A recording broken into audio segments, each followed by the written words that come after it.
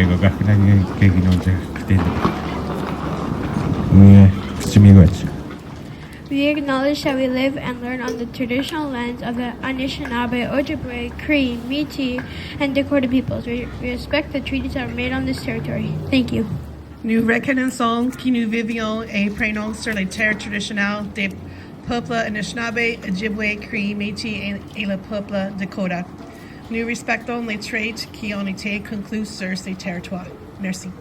The purpose of this event, the idea of Alkali Lake Chief Fred Robbins, who was a survivor himself, was to bring witness to the residential school experience as a way to honor survivors, help in the healing, and contribute to reconciliation.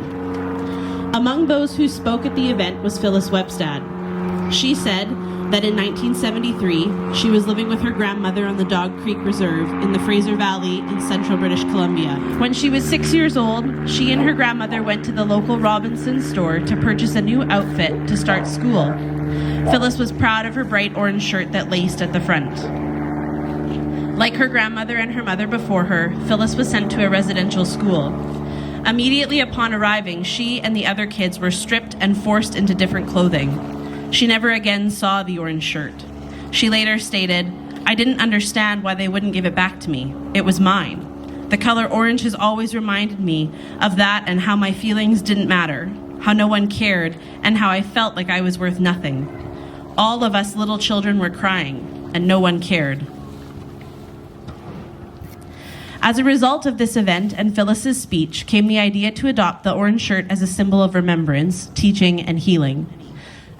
Although a bill was passed in the House of Commons in 2019 designating September 30th as National Truth and Reconciliation Day, it would take the May 2021 discovery of the remains of 215 Indigenous children in unmarked graves at a residential school near Kamloops, BC, as well as the continued discoveries of more unmarked graves in the following weeks, filled with the remains of Indigenous children at residential schools across Canada, for this bill to finally pass through the Senate with a unanimous vote.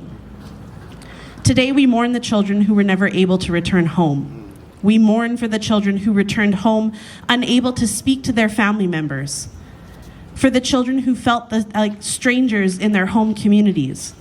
We mourn the trauma that has affected so many generations and remember the atrocities of residential schools. But alongside that mourning, we look towards the future with a sense of hope. Hope for the children who will no longer say, "How come I was never taught this in school?" Hope for today's Indigenous youth who are building the courage to use their voices and make change.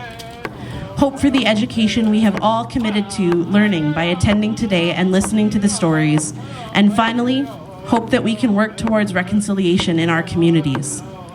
On the 10th anniversary of Orange Shirt Day, we gather to listen to the stories of survivors, to listen to the impacts the schools have left on so many, and to walk towards a hopeful tomorrow.